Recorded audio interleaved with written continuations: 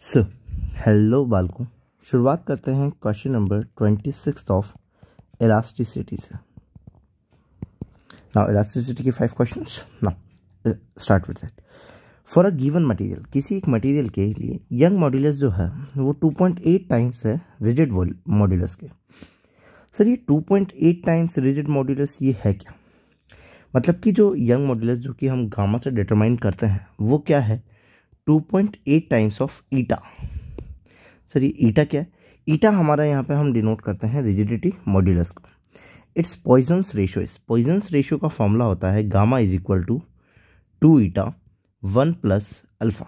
1 plus alpha is what? Alpha is Poisson's ratio, Poisson's ratio.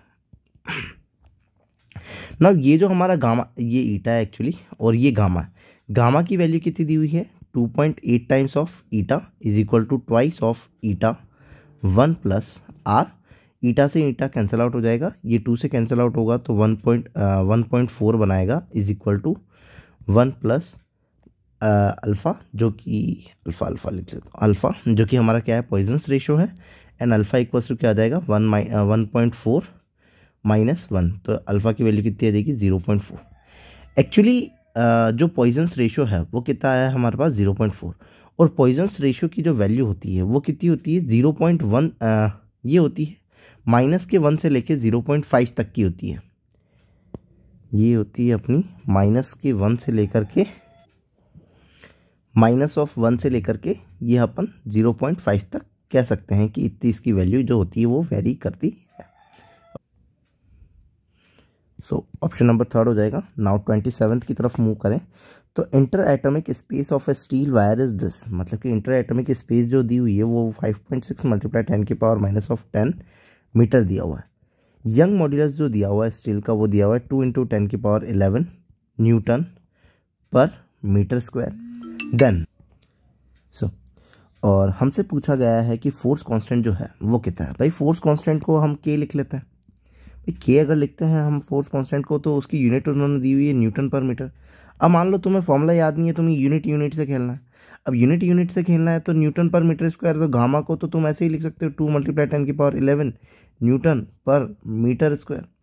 अब Newton पर metre लाने के लिए तुम्हें मल्टीप्लाई करना पड़ेगा या डिवाइड करना पड़ेगा? सर डिवाइड कर दिया तो फिर मीटर क्यूब हो जाएगा, मल्टीप्लाई कर दो तो 5.6 इंटू में 10 की पावर माइनस ऑफ 10। तो ये क्या है? मीटर, 1 मीटर से 1 मीटर चला जाएगा, क्या तुम्हारा न्यूटन मीटर आ जाएगा? जो आंसर आएगा वो कि सर हाँ बिल्कुल, जो आंसर आएगा वो न्यूटन मीटर हो जाएगा।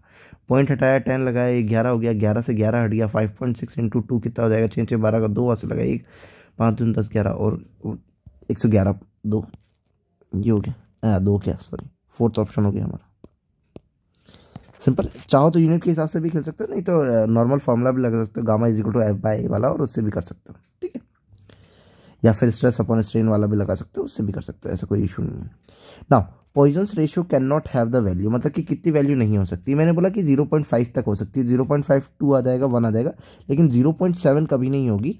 -1 से लेकर 0.5 तक वेरी करेगी। नाउ 2 वायर है, सेम मटेरियल के हैं, लेंथ बट सेम मटेरियल, मतलब कि गामा जो हो गया वो इनका क्या हो गया? सेम हो गया।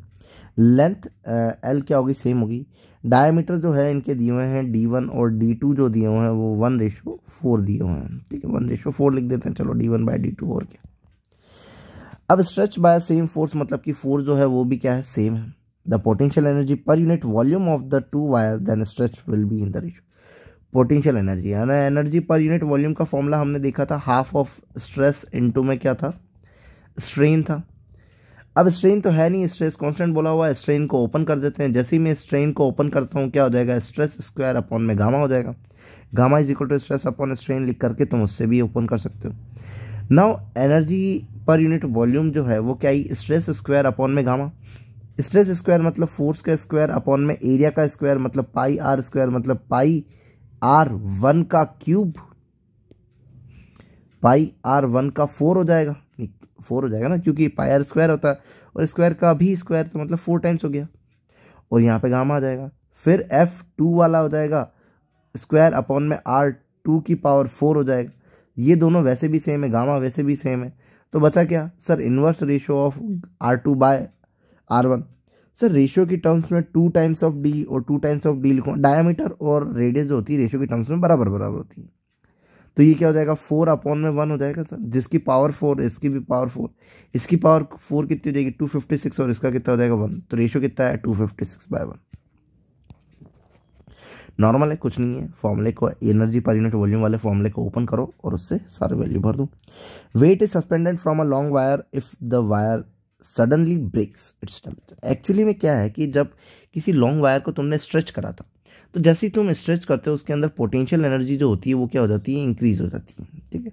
तो अब स्ट्रेच करने के बाद में जैसे जैसे पोटेंशियल एनर्जी स्टोर्ड होती जाती है, और वो अगर मान लो कहीं जाकर के स्टोर्ड होता है, तो काइनेटिक एनर्जी में तो कन्वर्ट होती है, बट थोड़ी सी हीट के अंदर भी कन्वर्ट हो जाती है, और थोड़ी सी हीट के अंदर जब कन्वर्ट होती है तो उसका टेम्परेचर जो होता है वो क्या हो जाता है, राइज हो जाता है। तो अगर किसी वायर को स्ट्रेच करने पे वो ब्रेक करता है, दैट मीन्स कि उसका टेम्परेचर जो हुआ होगा वो क्या हुआ होगा, राइज हुआ होगा थोड़ा बहुत। सो ये हो चुके हैं हमारे लास्ट, ठीक है, 5 questions. If you like then please subscribe. Thank you.